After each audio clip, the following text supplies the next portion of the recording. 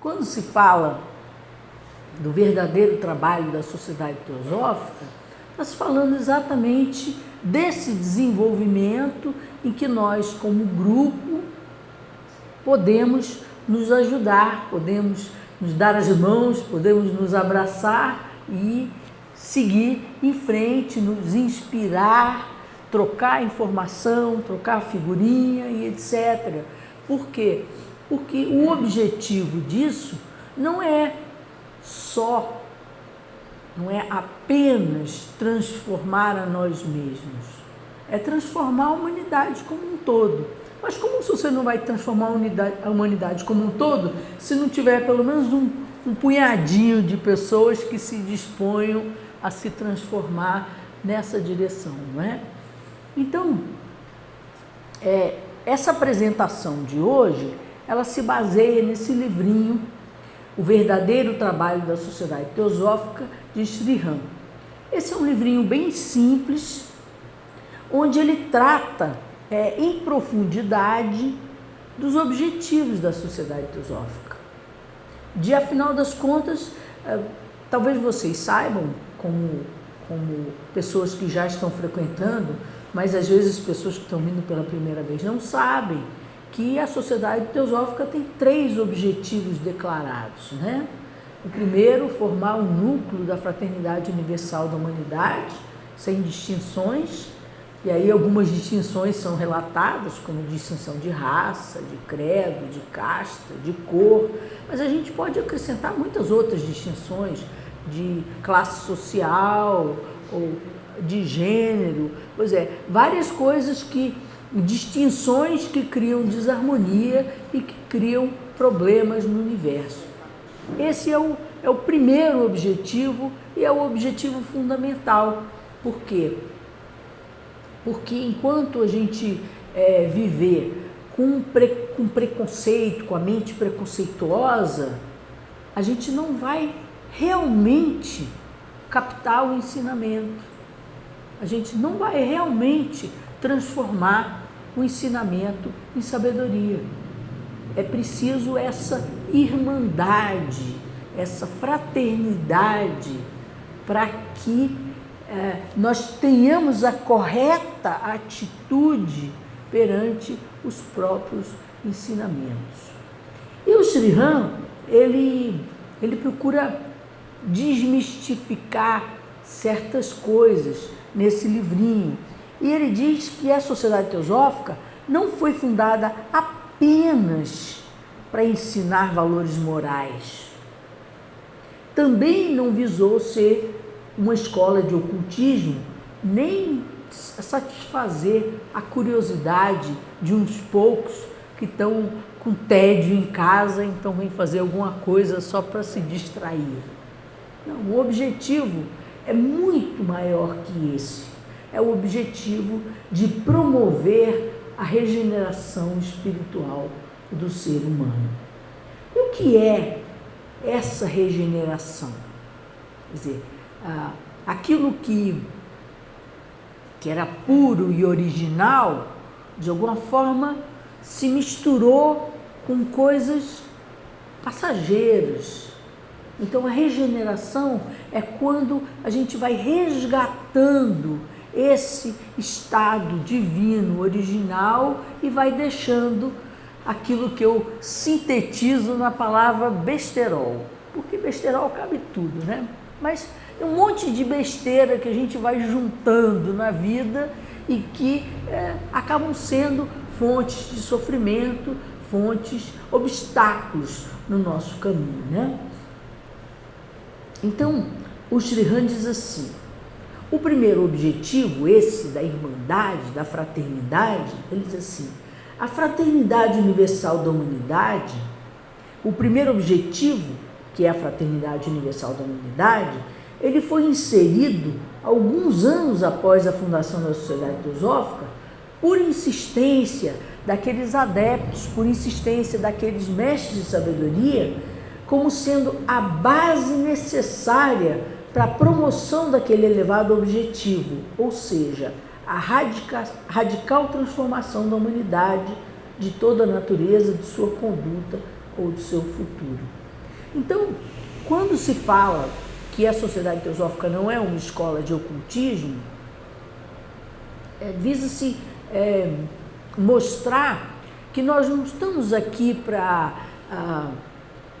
desenvolver a clarividência ou para ter capacidade de dominar o pensamento dos outros, ou para adquirir carisma, ou para ter capacidade de ganhar muito dinheiro.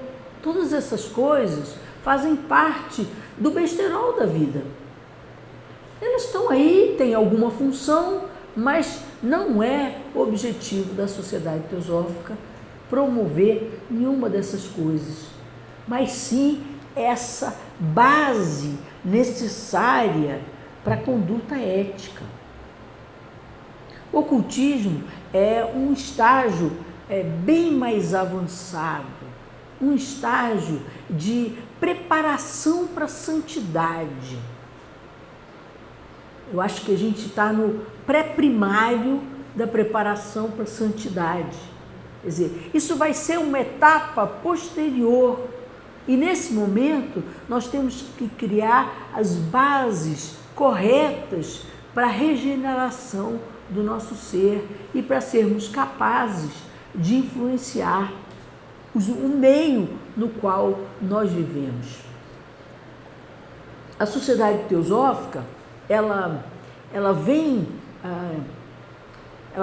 colocando esses valores na mentalidade coletiva por quase 150 anos, e a gente vê que o mundo mudou muito de 150 anos para trás. Se você vai pensar, quando a Sociedade Teosófica foi fundada, nós tínhamos escravidão direta no Brasil. Os homens eram donos uns dos outros, com direito de vida e morte uns sobre os outros. Hoje, o racismo é crime na Constituição. Quer dizer, como a mentalidade mudou. Aí você vai dizer, ainda tem racismo. Tudo bem, ainda tem. É um restinho. Mas não se compara à época onde isso era lei, onde isso era regra, onde isso era absolutamente normal, que os homens fossem considerados sem alma por causa da cor da pele. Isso há 150 anos atrás. Essa ideia hoje é um absurdo. O ecumenismo, por exemplo, ver que as religiões, todas elas têm um fundo comum, que elas têm uma origem comum, que todas elas falam do bem, todas elas falam do amor. Isso é mais ou menos arroz com feijão, né? Aqui no Nordeste a gente diz isso é tapioca, né? O cuscuz, né? Que é uma coisa que vocês comem todo dia, não é?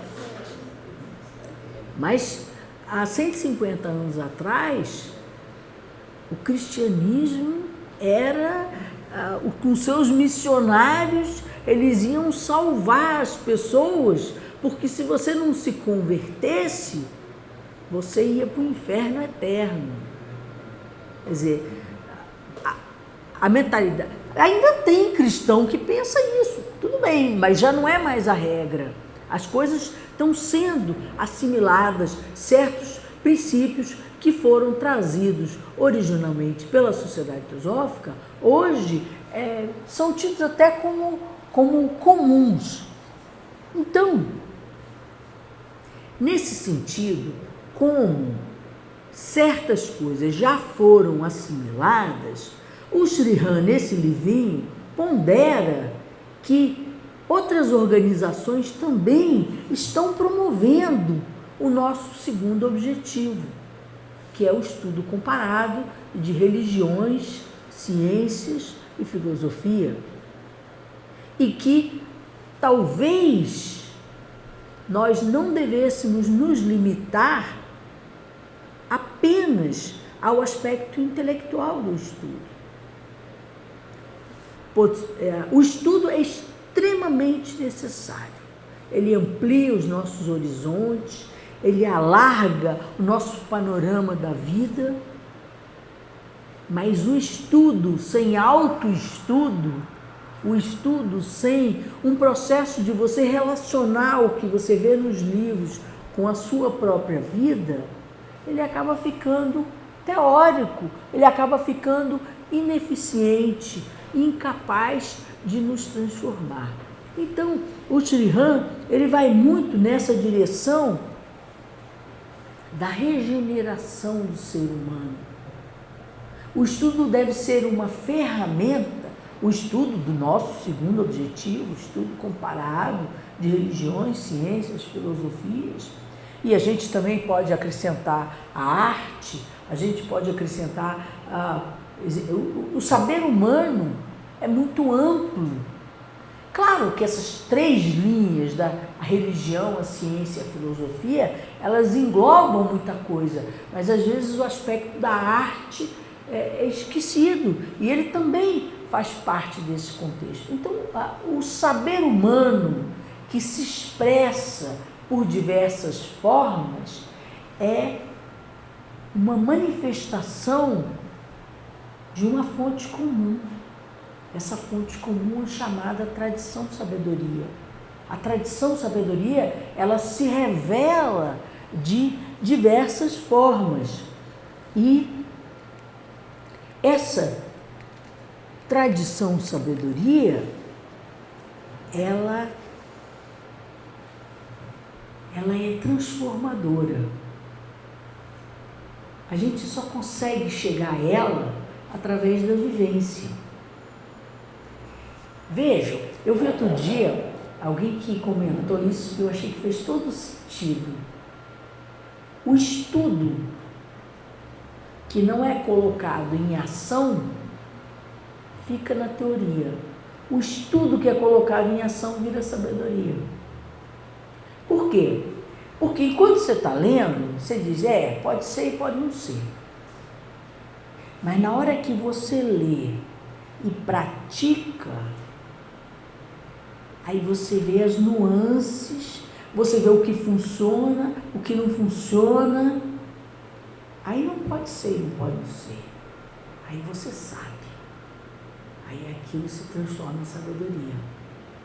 Então, nós temos que relacionar tudo que nós estudamos com a nossa própria vida, com a nossa própria experiência, colocando em prática, testando.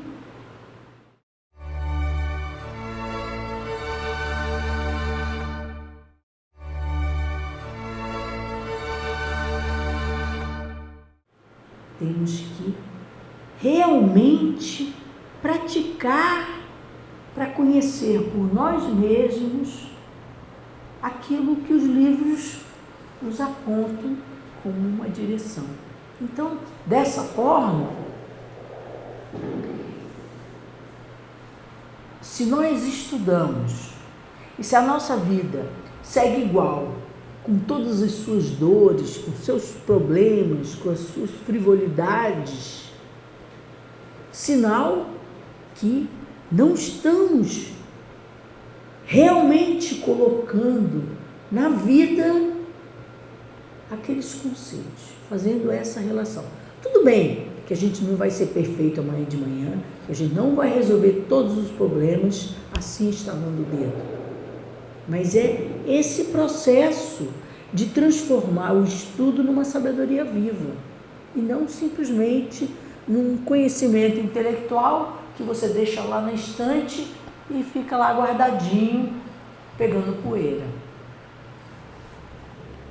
Então, o Sri Ram nos coloca assim: o que nós temos que focalizar nesse ponto crucial de desenvolvimento de atitudes humanas? Essa é uma pergunta que deve ser dirigida para cada membro da sociedade teosófica, de modo que ele possa alcançar uma compreensão própria, uma compreensão que provavelmente se ampliará na medida que ele prosseguir. Então a ideia é que sem fraternidade nada vai funcionar. O estudo deve ser vivo. Para ser vivo, ele tem que fazer parte das nossas vidas. Ele tem que ser colocado em prática, testado, questionado. Questionado não no sentido de você dizer, verdade ou mentira, será? Não, vamos ver. Vamos aplicar e vamos ver como é que funciona. E na hora que a gente vê que funciona, não foi mais o fulano que disse. A gente sabe que funciona. Outra coisa que o Sri Ram nos adverte é que a palavra teosofia nunca foi definida. E por que ela nunca foi definida? Porque ela tem que ser um ideal, ela tem que ser como uma meta, uma sabedoria é viva, uma definição é morta. Então, quando a gente fala sabedoria divina, o que é divino? É aquilo que pertence a outras esferas do nosso ser. Nós sabemos que todos somos divinos, mas nós não vivemos divinamente o tempo todo. Nós nos relacionamos com a vida material como seres comuns. Então, o que é essa sabedoria divina? É o conhecimento por si mesmo dessas realidades sutis do universo. Por quê? Porque o conhecimento comum, ele não vai transformar o homem em uma pessoa mais sábia, o ser humano numa pessoa mais sábia.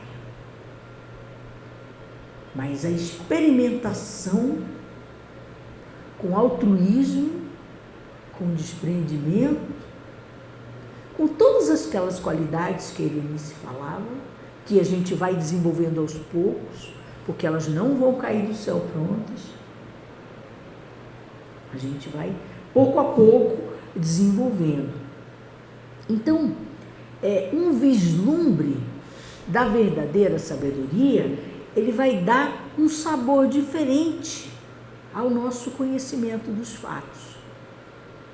Nós vamos ter olhos para ver a realidade de uma maneira mais precisa, de uma maneira mais acertada, com menos enganos. E aqui ele diz que a sabedoria, fazendo uma metáfora, é algo nascido do céu. Mas não nascido do céu como cai do céu pronto, como a gente está acostumado a falar. Mas é algo que a nossa verdadeira espiritualidade vai começar a expressar. Portanto, o alinhamento entre o nosso ser espiritual, o nosso ser psicológico, as nossas ações, as nossas palavras, as nossas atitudes no mundo, todos numa coerência. Por quê? Porque se uma pessoa não age de acordo com a verdadeira percepção dos fatos como eles são e não como ela pensa que eles são, ela não está agindo sabiamente.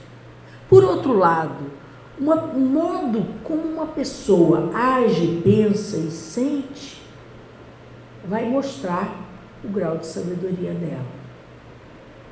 Por quê? Porque todo o nosso ser precisa estar envolvido nesse processo.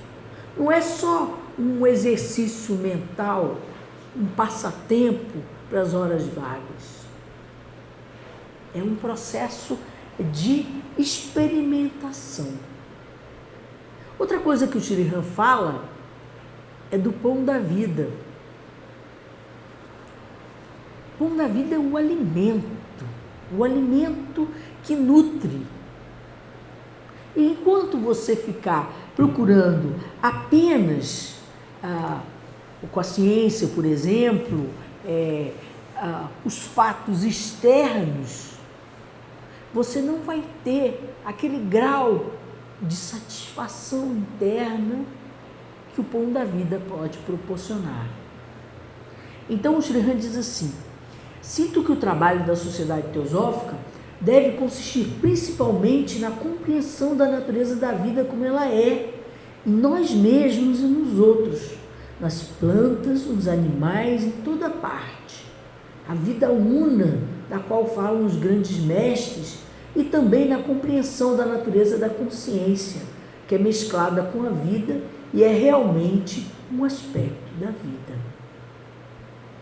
Então, ele pondera que às vezes a gente fica muito tempo no blá blá blá. Mas a verdadeira percepção, ela surge da experimentação dessas verdades profundas, que não vão ficar mais no nível teórico. E aí elas alimentam de uma outra forma.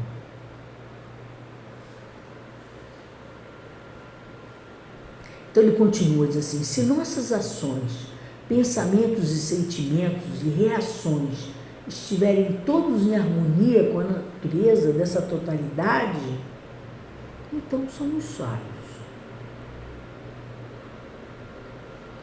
Aí vocês vão dizer: beleza, não somos sábios, porque todo o nosso ser ainda não está nessa condição. Mas será que vale a pena buscar alguma outra coisa? Senão esse pão da vida? Senão esse alimento que satisfaz? Esse alimento que traz contentamento? Esse alimento que sustenta? Ou será que a gente vai querer viver pulando de ilusão em ilusão e quebrando a cara e se dando mal e tomando coisas passageiras como coisas reais, só que elas, como são passageiras, passam e nos deixam frustrados? Será que vale a pena ficar correndo atrás de bolhas de sabão? Ou será que todo o esforço que nós fizermos em direção a esse pão da vida, as migalhas que nós pudermos conquistar, elas valem mais do que qualquer besteira, do que qualquer carro novo, do que qualquer festa, do que qualquer passatempo. Mas isso, se eu estou dizendo, ou se o Sri Ram disse, são palavras. Nós temos que perceber por nós mesmos.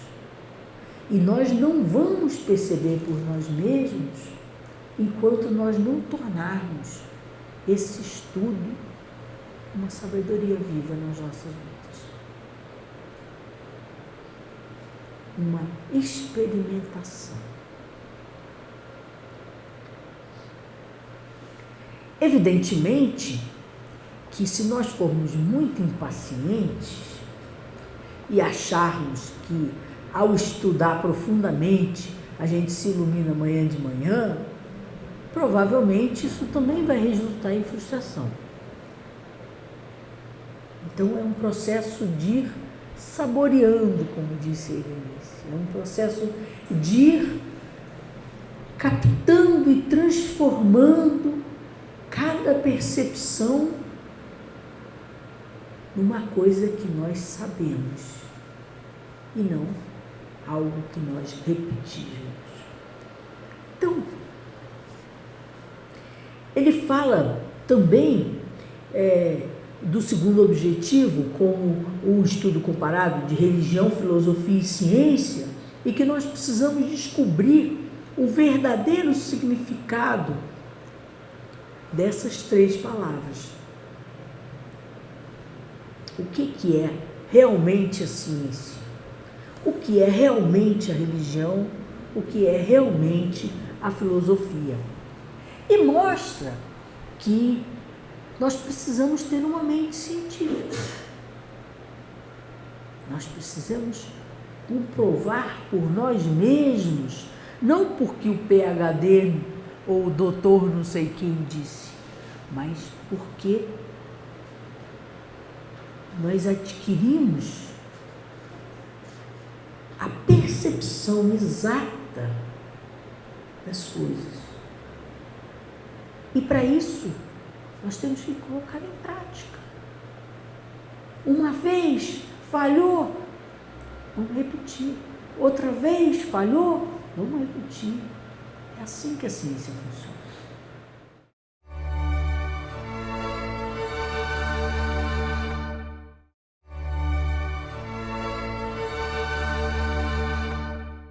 Então, uma mente científica é muito importante para dar um sentido de realismo, porque senão a gente fica pulando de ilusão em ilusão, sem perceber as coisas como elas realmente são.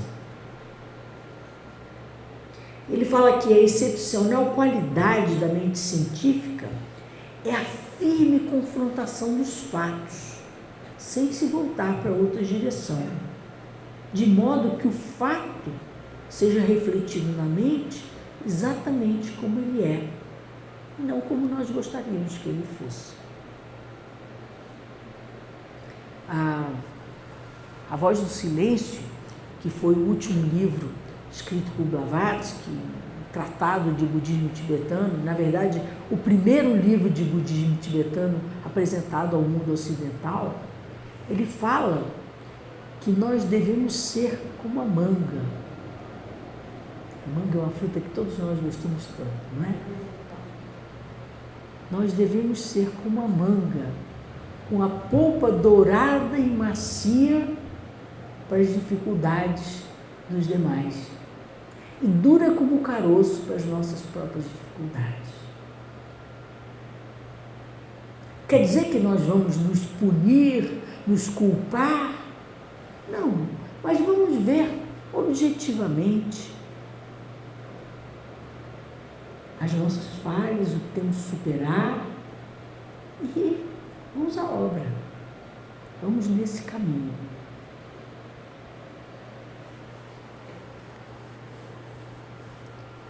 Também ele fala de uma maneira poética, ele, o Sriram, de uma maneira muito poética e bonita, que nós temos que ser como um espelho polido, que reflete a verdade como ela é.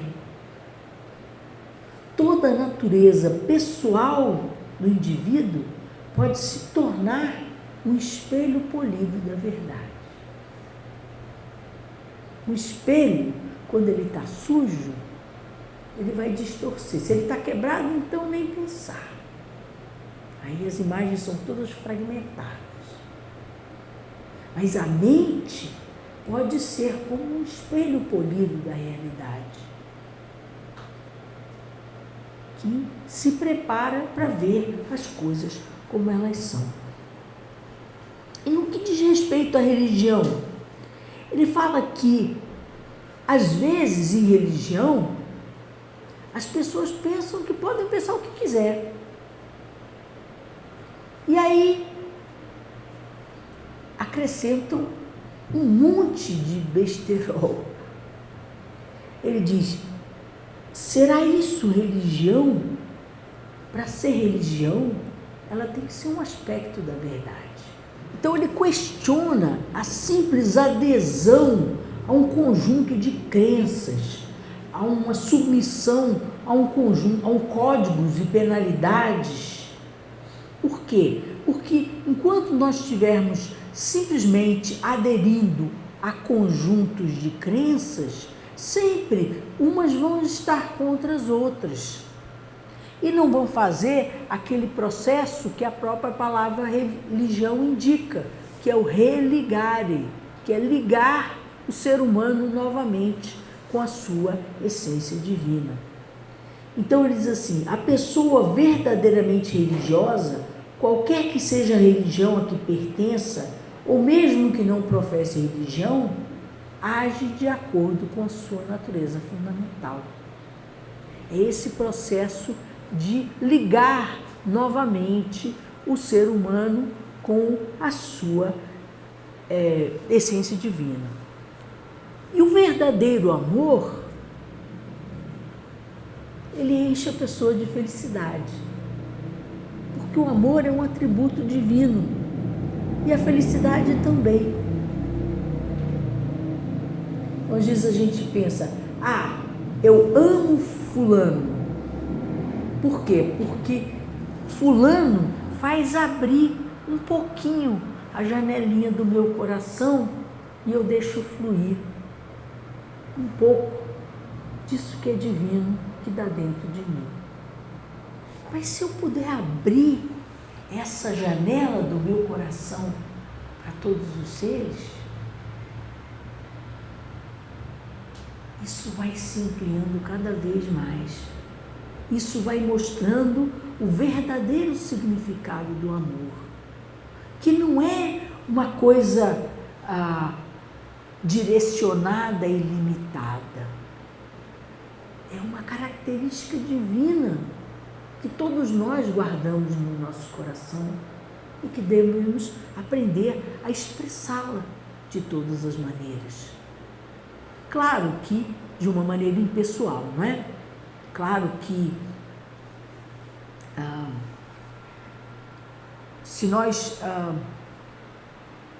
misturarmos esse sentimento universal com pequenezes pessoais, nós vamos limitar esse amor. Mas estamos procurando a felicidade? O amor é a felicidade. Ele está dentro do nosso coração. Vamos buscá-lo? Vamos expressá-lo? Da forma mais impessoal possível. Porque o meu filho não é melhor do que o filho do outro. Porque o meu país não é melhor do que o país do outro. Mas eu posso amar incondicionalmente.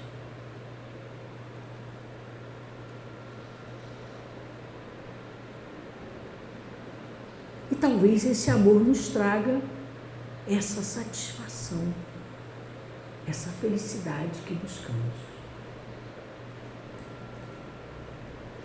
Ele fala também da filosofia. A filosofia é como um sistema de pensamento baseado em fatos reais, ordenados de determinada maneira, que explicam e revelam as relações entre eles. Ele diz assim, a dinâmica que ocorre naquilo que chamamos de filosofia é como construir uma nobre obra arquitetônica. A arquitetura tem que se apoiar em terreno de verdade, outros fatos. Tem que se adaptar ao terreno e harmonizar-se com ele.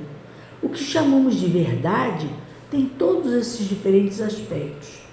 É a verdade que se estende do centro, que está no ser interno, mais recôndito da pessoa, até a periferia, os limites externos do mundo em que ela vive e talvez todo o universo.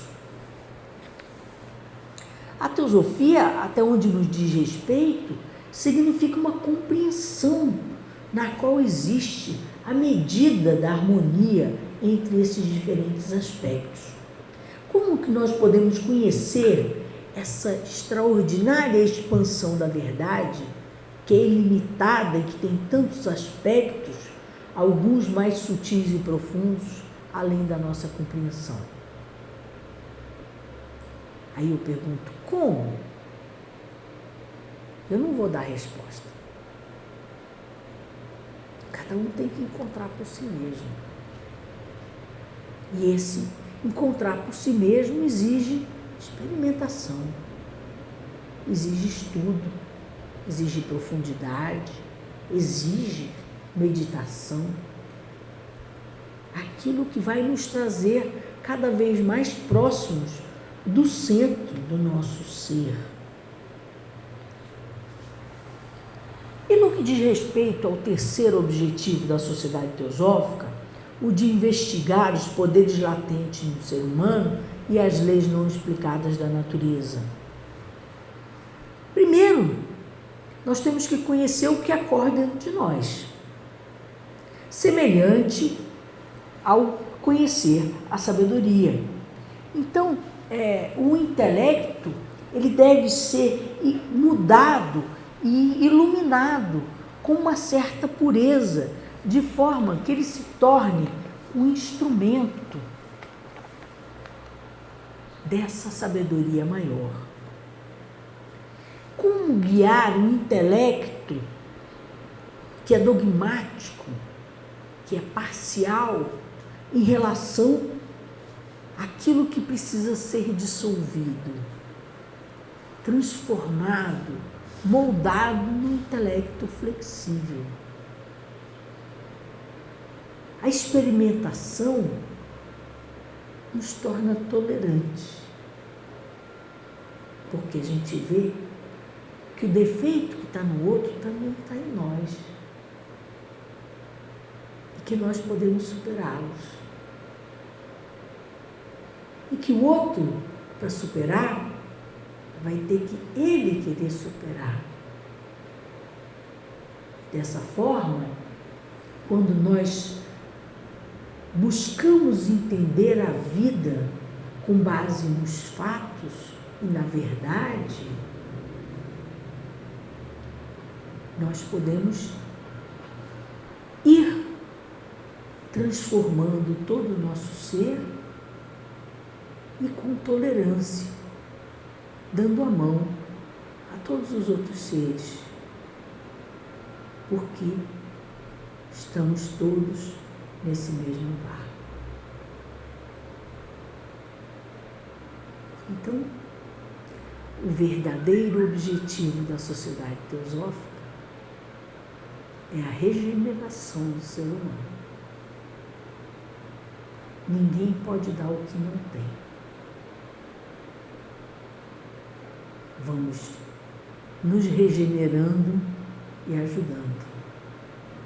Não vamos esperar estar prontos para então poder ajudar. Vamos nos dando as mãos, porque dessa forma, como uma família, que nós seguimos em frente em relação ao verdadeiro objetivo da vida. Obrigada.